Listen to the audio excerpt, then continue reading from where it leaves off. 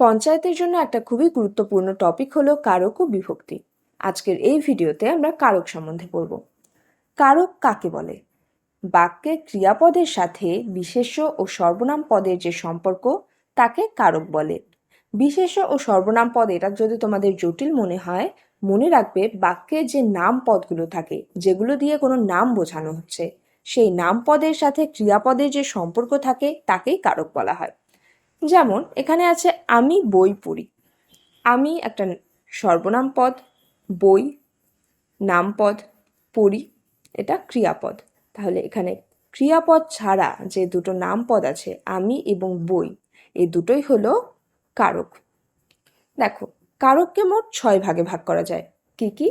কর্তৃকারক, কর্মকারক, করণকারক, সম্প্রদানকারক, অপাদানকারক এবং অধিকরণকারক। এবার দেখো কর্তৃকারক কাকে বলে? যে ক্রিয়া সম্পন্ন করে তাকেই কর্তৃকারক বলে। মোট কথা, কোনো বাক্যে যে কাজ করছে সেই কর্তৃকারক। যেমন পাখি ডাকছে। কে ডাকছে? পাখি ডাকছে। পাখি কর্তৃকারক। কর্মকারক, যাকে অবলম্বন করে কর্তা ক্রিয়া সম্পন্ন করে, তাই হলো কর্মকারক। কর্মকারক হলো যে কাজটি করা হচ্ছে।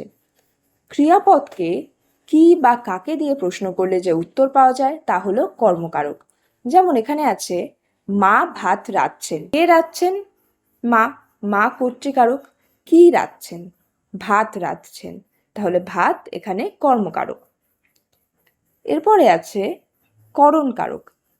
কর্তা যার সাহায্যে ক্রিয়া সম্পন্ন করে তাকেই করণকারক বলে। মোট কথা, যা দিয়ে কাজটি করা হচ্ছে তাই হলো করণকারক। যেমন তিনি কলম দিয়ে লিখছেন। কে লিখছেন? তিনি লিখছেন। তিনি এখানে কর্তৃকারক। কি দিয়ে লিখছেন? কলম দিয়ে। কলম হলো করণকারক। ক্রিয়াপদকে কি দ্বারা বা কি দিয়ে দিয়ে প্রশ্ন করলে যে উত্তর পাওয়া যায় তা হলো করণকারক। সম্প্রদানকারক, যাকে সত্য ত্যাগ করে দান করা হয়, এই হলো সম্প্রদানকারক। যেমন এখানে আছে ভিখারিকে ভিক্ষা দাও। ভিক্ষা দান করার কথা বলা হচ্ছে। কাকে ভিক্ষা দাও? ভিখারিকে। ভিখারিকে আমাদের সম্প্রদানকারক। অপাদানকারক, যা থেকে কোনো কিছু বিচ্যুত, গৃহীত, জাত বা বিরত হয় তাই হলো অপাদানকারক। ক্রিয়াপদকে কি থেকে দিয়ে প্রশ্ন করলে যে উত্তর পাওয়া যায় তা হলো অপাদানকারক।